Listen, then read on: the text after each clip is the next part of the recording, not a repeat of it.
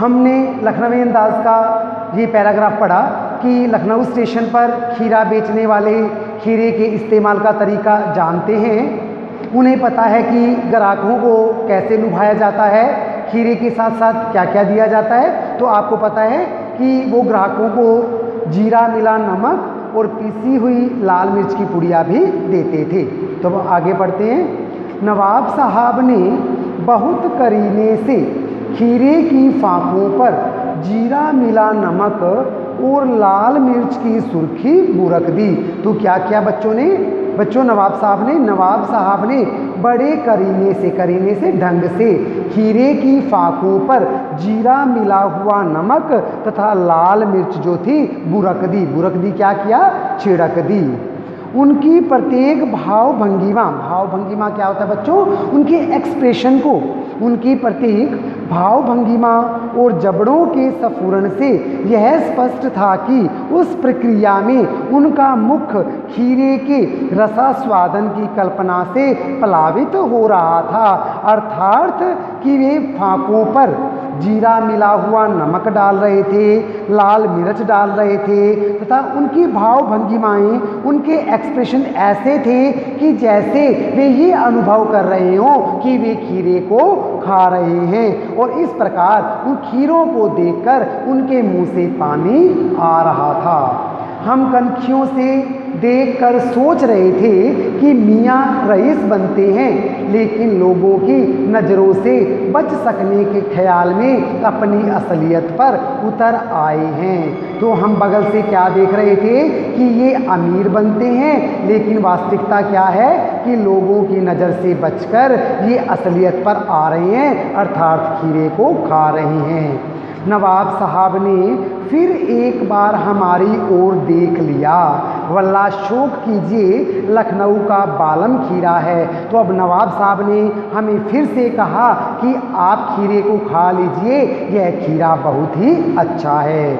नमक मिर्च छिड़क दिए जाने से ताजे खीरे की पनियाती फाके देखकर पानी मुंह में जरूर आ रहा था। तो लेखक क्या कह रहे हैं कि जब उन्होंने खीरे को देखा, उस पर नमक मिर्च बुरकी हुई थी, तो उसे देखकर उसकी रसीली, पनियाती क्या था?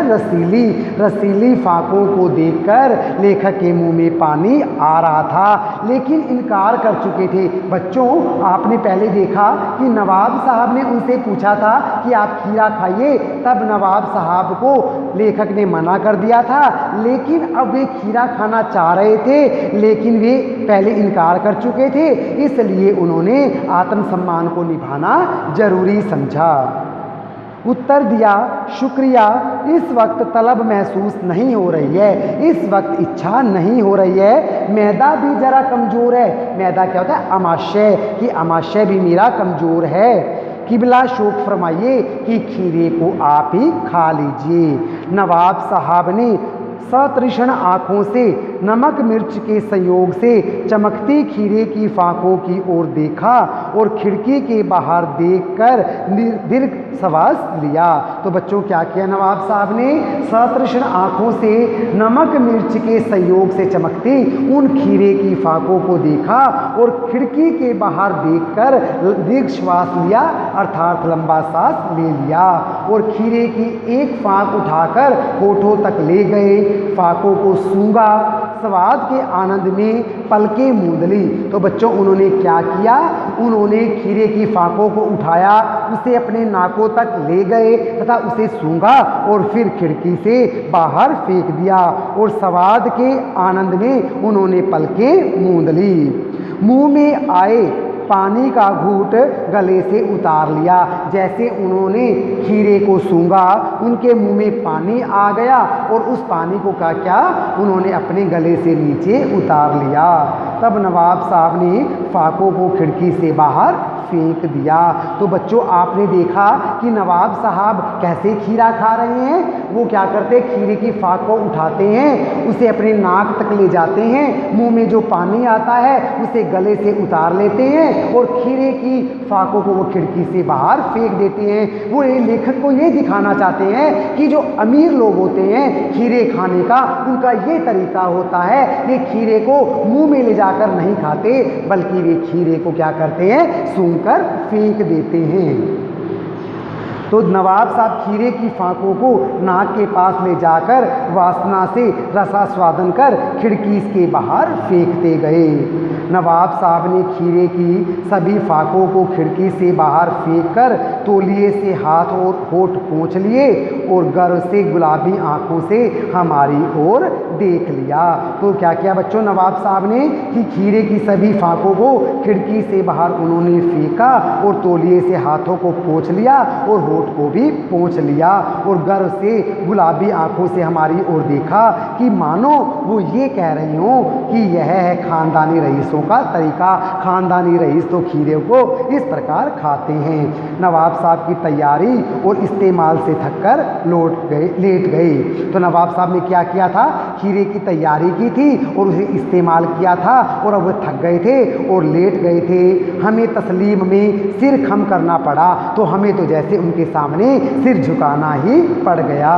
खानदानी तहजीब, यह है खानदानी तहजीब, नफासत और नज़ाकत। हम गौर कर रहे थे खीरा इस्तेमाल करने के इस तरीके को, खीरे की सुगंध और स्वाद की कल्पना से संतुष्ट होने का सूक्ष्म, नफीस और एब्स्ट्रैक्ट तरीका है। तो बच्चों क्या देखा आप लेखक ने और आपने कि खीरे की सुगंध से और उसकी स्वाद की कल्पना से भी पेट भर जाता है, कि जैसे नवाब साहब ने दर्शाया कि जैसे उनका पेट सिर्फ सूंघने से और बाहर फेंकने से भर गया। तो नवाब साहब की ओर से भरे पेट के ऊंचे डकार का शब्द भी सुनाई दिया कि अब नवाब साहब ने क्या किया कि जैसे उनका पेट भर गया है और उन्होंने ऊंचा डकार भी ले लिया।